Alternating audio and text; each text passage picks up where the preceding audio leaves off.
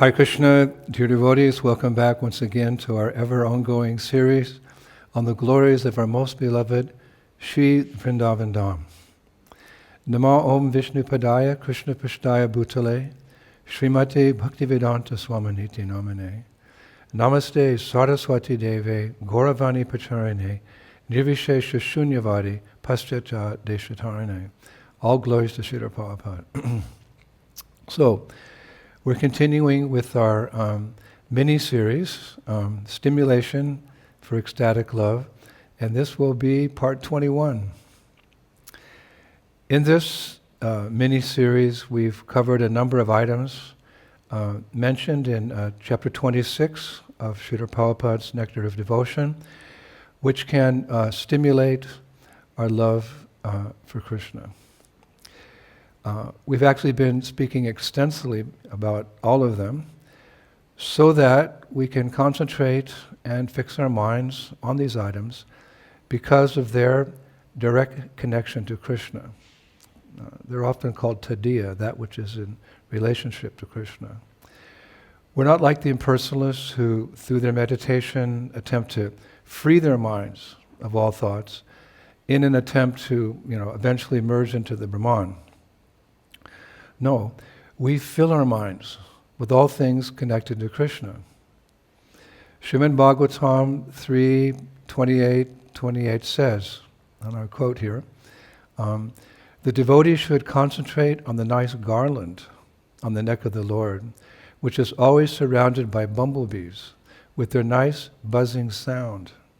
And one should meditate upon the pearl necklace on the Lord's neck, which is considered to represent the pure living entities who are always engaged in his service. In this regard, there are actually many such items for our meditation. In Bhakti Rasamrita Sindhu 2.1.302, our beloved Sri Rupa Goswami gives a summary list of things which he says can help to awaken our love for the Lord. Smitanga Shora Bhevamsha Shringa Nupura Kam Bhava Padanka Shetra Tulashi Bhaktatad Vashara Dhaya.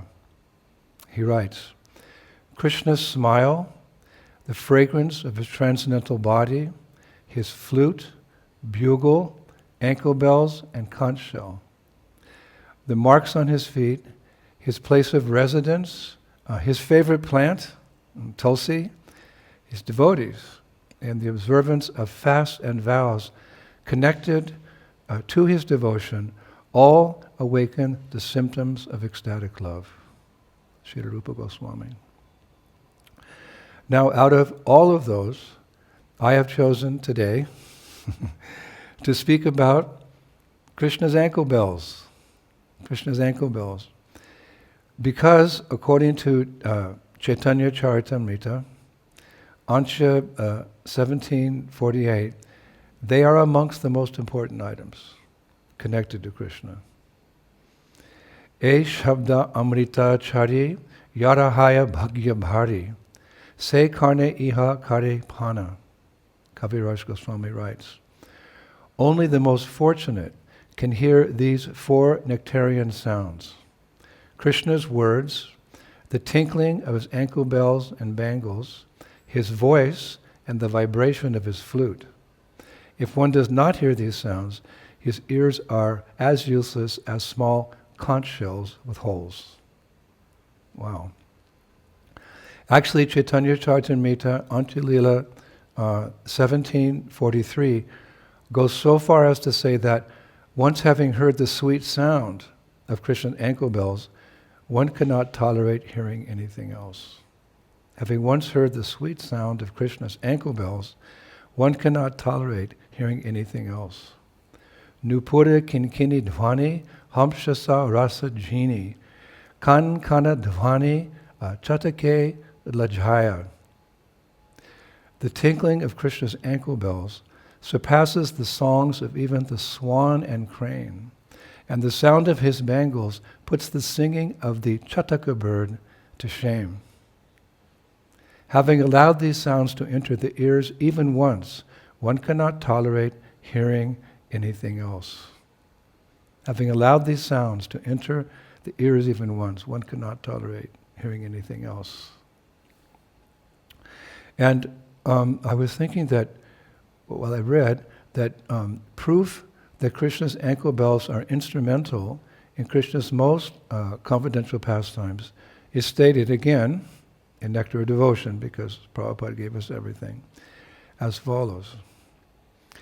A certain gopi once stated to her friend, "My dear friend, when I heard the sound of the leg bells of Sri Krishna, I immediately started to go out of the house to see him.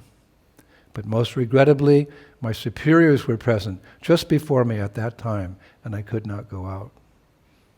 So here's a Brajabasi, the purest of all devotees, and she heard Krishna's ankle bells, and it just stimulated her love for Krishna. She tried to go out of the house, but she couldn't. So Krishna's ankle bells stand out as particularly important in his leelas, in his pastimes. In Shastra, his two ankle bells are referred to as Hamsa Ganjana. That's what they're called. Hamsa Ganjana. It's said that the tinkling sounds of these ornaments enchant the deer that are the minds of the deer-eyed gopis. The tinkling sounds of these ornaments enchant the deer that are the minds of the deer-eyed gopis. Again, Nectar of Devotion. So ankle bells are very important in Krishna's tadiya, in his paraphernalia. Of course, ultimately, all of Krishna's paraphernalia are important. And just hearing the names of Krishna's paraphernalia is enough to wake us up from our sleeping condition.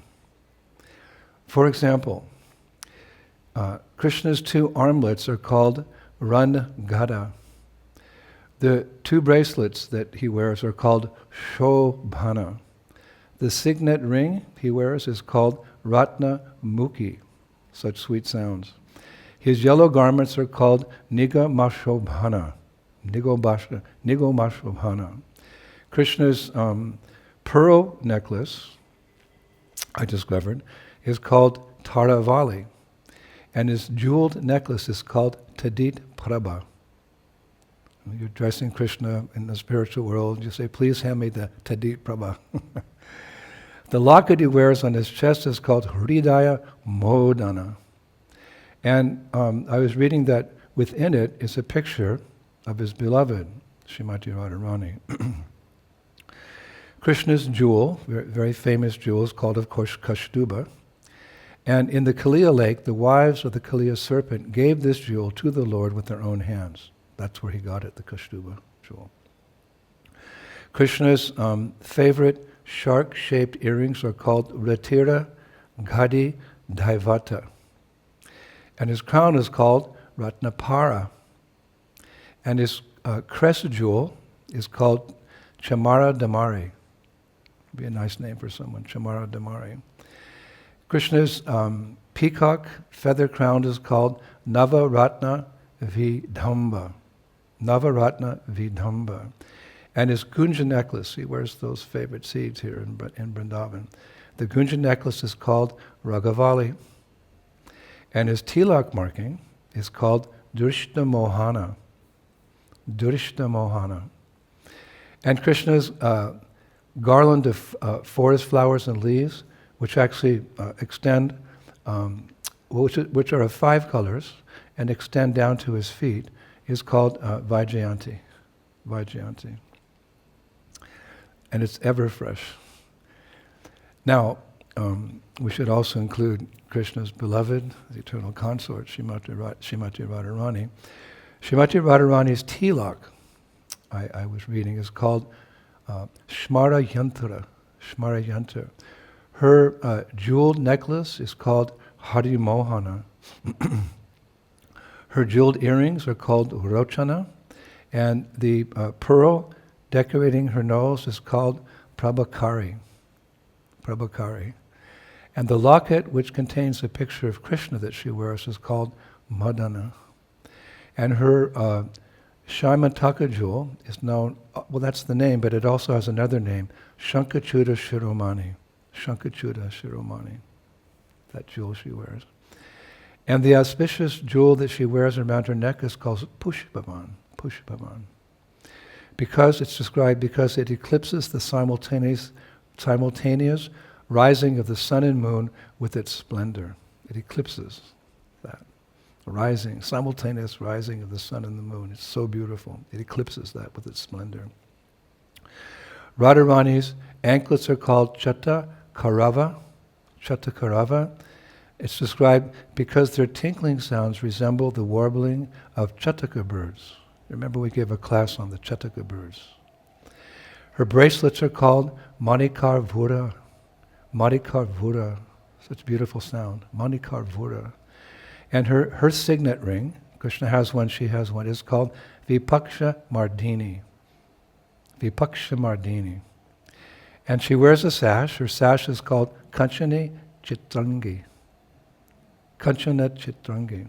And her ankle bells, she also wears ankle bells, which describe stun Lord Krishna with their tinkling sounds, are called Ratna Gopura. Ratna Gopura.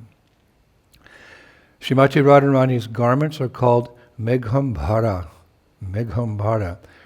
It's described her upper garment is red like a ruby, and it's the favorite of Krishna.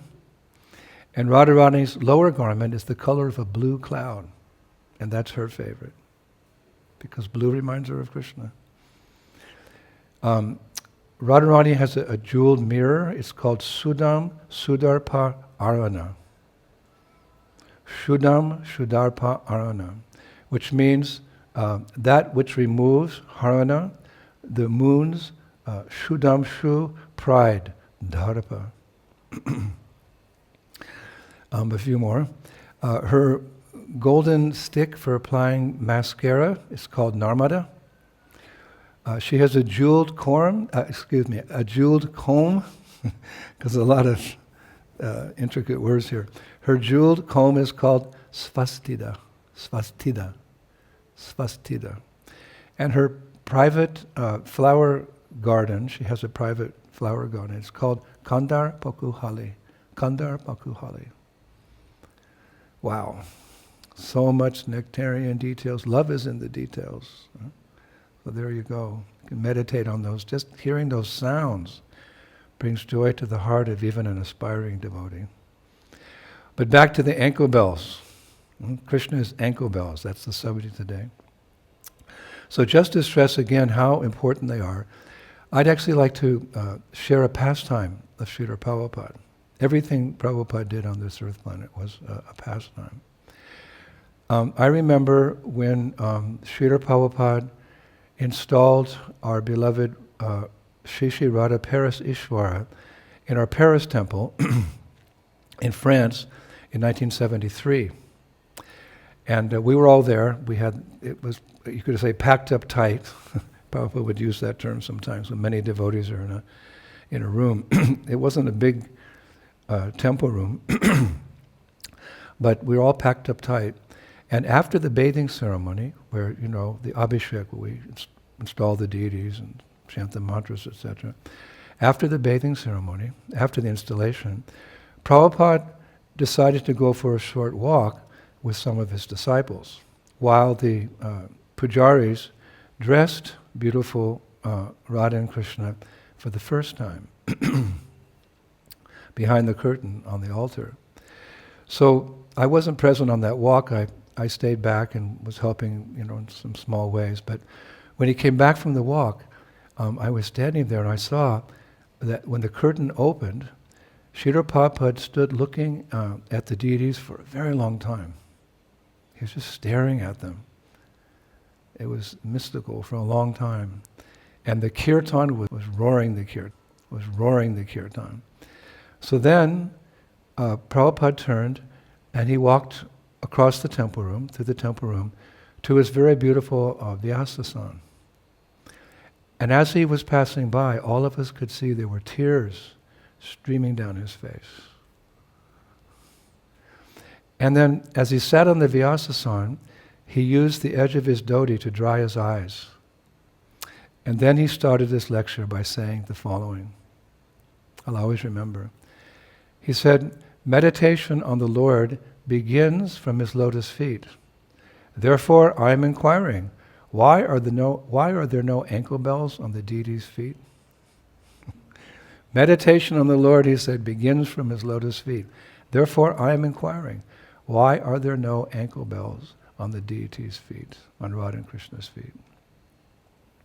To show the importance of ankle bells in Krishna's pastimes. His Archa Vigraha, his deity form, that's the pastime. He comes to the earth and he remains here as the Archa Vigraha. Prabhupada said Archa Vigraha means the mercy incarnation of the Lord. Krishna comes and Krishna goes, but his deity form, in his deity form, he stays. So when Prabhupada said that about the ankle bells, it had a profound effect on all of us, for we realized how in his love for the Lord, Prabhupada was so attentive to all details. Again, love is in the details. So a nice pastime, ankle bells, modern day pastime of ankle bells. So I actually remember that moment each time I see the Lord's lotus feet, when I visit an ISKCON temple or any temple in India, when I see the feet, that what Prabhupada said comes right back to my mind, to my heart. Now, in preparing this lecture, I came across a beautiful part of Krishna's Govardhan Leela, that pastime, where Krishna's ankle bells played a very prominent role. And that is that as Krishna was holding up Giriraj to protect all the inhabitants from the fearful torrents of rain released by Indra, the king of heaven, the residents of Braj stood transfixed upon gazing upon his transcendental form, upon Krishna's transcendental form, holding up Giriraj. And it's so nice, so sweet. At one point, one of the Brajabasis broke the silence because they were just gazing, transfixed by Krishna's beautiful form, holding up Govardhan Hill. This Brajabasi, he broke the silence saying the following: "Look, since Krishna stands motionless, his ankle bells have become silent like dumb persons. The sound of these ornaments crushes all pride, solves all problems, and diffuses all dangers. Although awake, these anklets appear to be a pair of white swans sleeping before a host of blue lotus flowers. These ankle bells must now be absorbed like self-realized yogis in silent meditation upon Krishna's lotus feet. But we did see them move slightly, their meditation broken, as Krishna lifted Govardhan Hill." Hearing that soft tinkling sound, the demigods came to praise and worship Krishna's anklets, but the bells again became motionless and fell silent, embarrassed by all the attention. Wow. Why read or hear anything else? And again, this focuses our mind on the Lord. His paraphernalia focuses our mind on the Lord, which is intimately connected to Him. And by hearing again and again and again, hopefully this will awaken that dormant love we have for the divine couple. Shravanam Kirtanam brings Krishna Shmaranam. Hare Krishna. So at this point, I'd like to share with you a beautiful pastime regarding Srimati Radharani's ankle bells. So, one time in Sri Vrindavan Dham, Radha and Krishna made a plan to meet at Surabhikund at Govardhan Hill, near Govardhan Hill. Many of you have seen that Surabhikund when you do parikrama around Giriraj. Now, to avoid attracting attention, the plan was that Krishna would come alone from the south, and Sri Radha, with one maidservant, so as not to attract too much attention, would come from the north, and they would meet at Surabhikund. This was all planned in the morning by Mother Purnamasi and Vrindadevi, who planned all the day's activities in Vrindavan every morning. Now, according to the Acharyas, Krishna arrived at the appointed time, but Radhika was not there. So he thought, never mind, ladies are often late. But as time went on, it turned out that Radha was very late. Very late. And at first Krishna was a little impatient, But as time went by, he became concerned, how would you say, for Radharani's safety. For a vicious rumor had reached Krishna that Kamsa had heard of Radharani's breathtaking beauty, and had been making plans to kidnap her and take her to Mathura. So Krishna thought, I cannot wait any longer. I must look for my Radha. And so he set out in the northern direction. However, Radharani was not actually late because of Kamsa or any danger, the Shastras say. Rather, she had taken a detour through the forest of Vilasavana, the forest of pastimes. She'd taken a deviation through the forest of Vilasavana. Why? To collect some flowers for Krishna. And while doing so, she had lost one of her ankle bells off one of her feet, her lotus feet. And after searching everywhere in Vilasavana, she said to her friend, I'm sure I lost it somewhere here, somewhere amongst these trees and bushes, but where I do not know. Where I do not know. So now we know Radha's a queen, and therefore she has many ankle bells. Many ankle bells. And she wouldn't ordinarily feel the loss of one. But she was particularly fond of this ankle bell because Krishna had given it to her at a very special moment. I was reading, it was a delicate golden chain with studded jewels and had tiny golden bells hanging from it.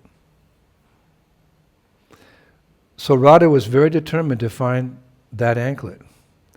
And at one point, she called out to it by name. I remember the name, we were reading the name of her ankle bells. She called out, Ratna Gopura, oh Ratna Gopura, where are you? But she heard no reply. How can ankle bells reply? Well, once again, everything in Sri Vrindavan Dham is fully conscious and facilitating the Madhurya Leela of Radha and Krishna. She called out to her, Ratna Gopura, where are you? But there was no reply. So, just at that moment, Krishna happened to be walking along a road nearby, and as he passed Vilasavan, he heard a woman's voice coming from the forest. Ratna Gopura, where are you? So he thought, I think that must be Radharani's voice. And he turned and he ran into the forest, where he found Shri Radha and her maidservant, intensely searching the woods. It's described their eyes fixed on the ground. Just with your mind's eye, just think like that. Their eyes were fixed to the ground, looking for that anklet. In fact, Srimati Radharani was so absorbed in her search that she didn't notice Krishna until she came upon his two bluish feet. And at that point, she looked up and said happily, Oh Shyam, I'm so happy you've come. So Krishna said, My dear Radha, what are you searching for? So she answered, My dear one, I've lost one of my favorite ankle bells, the one that you gave me at that special time, and I'm determined to find it. So Krishna, he looked left and he looked right and then he looked back at Radha and he said, it doesn't seem to be here. So let's go now to Surabhi Kund as we planned. Later we'll have another anklet made to replace this lost one. But Radharani wasn't going to go for that idea. She replied, absolutely not, Krishna. I will not leave my dear anklet alone in these woods. Because it's perfectly conscious. I will not leave my dear anklet alone in these woods. So Krishna tried again. But Radha, let's look for it another time. But when Radharani frowned, Krishna got nervous. He didn't want her to go into man, into anger. So he surrendered and he said, okay, I'll help you find it. So it's very sweet. He took Sri Radha's hand and side by side, they searched the forest floor. They looked under bushes and under trees and in the Chintamani dust of Vrindavan. I can imagine around the roots of trees, but with no success. They simply could not find that anklet. So Sri Radha eventually let go of Krishna's hand, and pointing, she said, some distance away, she said, "You look in that flower garden over by the lake." And Krishna's like, "What? Way over there?" And Radha said, "I'll look here with my maidservant. And together we'll search the path also one more time." But Krishna was getting really impatient. He wanted this, how could you say, this lost ankle bell situation to come to a conclusion. So while he was searching this flower garden, which he couldn't imagine, it's like so far away, but she was so determined, while he was searching this flower garland by a lake called Vilasakund, the beautiful name, by Vilasakund, he came upon a beautiful desire vine. Now we've heard of desire trees, but we often hear how the trees also have vines going around them, producing beautiful fruits and flowers, etc. So he came upon a desire vine. It means like a kalpavriksha tree. You can pray for anything you want to serve Radha and Krishna. Apparently, you can also make the same request to desire vines. Shri Vrindavan Dham ki. And this desire vine had many multicolored flowers on it. And it was extremely aromatic, the Shastras say. Extremely aromatic. So he cut off a piece of that vine, and what did he do? He made it into a flower anklet. A flower anklet. Like sometimes we see people, they wear flower crowns. So he made a flower anklet. Then he called out, "Hey Radharani, my beloved, look at this." And he ran over to where Radharani was, and he bowed down to her sacred lotus feet, and he tied it around her ankle. Now Sri Radha looked down, expecting to see her favorite anklet, but instead she saw a floral substitute, the best way I can put it, a floral substitute. And she was completely what?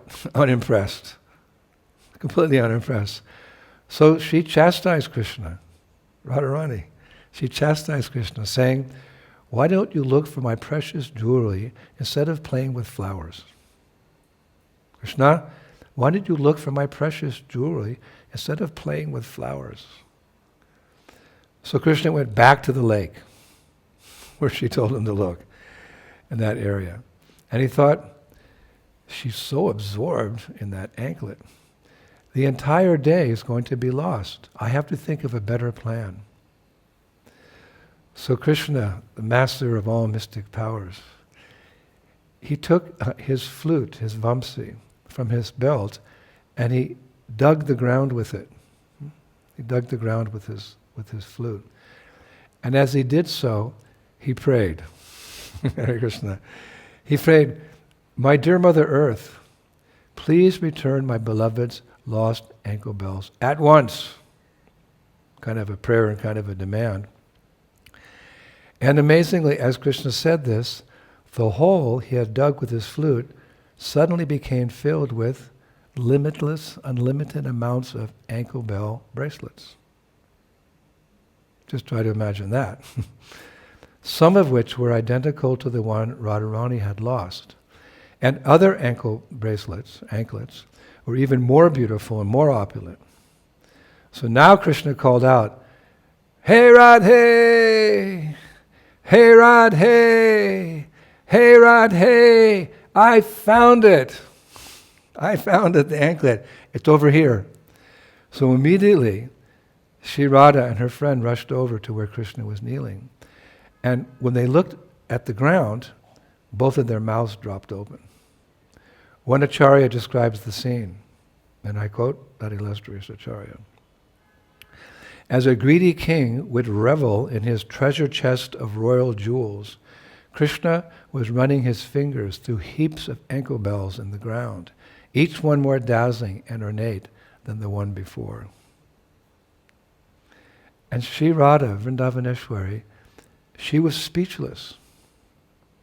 And so Krishna, not willing to take any risks, he dropped all the anklets in his hands, that were in his hands, onto the ground, and he picked up one that perfectly matched Radha's lost ankle bracelet. He had so many. He dropped them all, then there's the one that resembles the one she lost perfectly.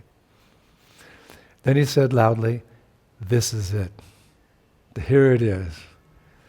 So Radha, she took the ankle bells from Krishna's hand, and she asked, "Krishna, where did all the other ones come from?"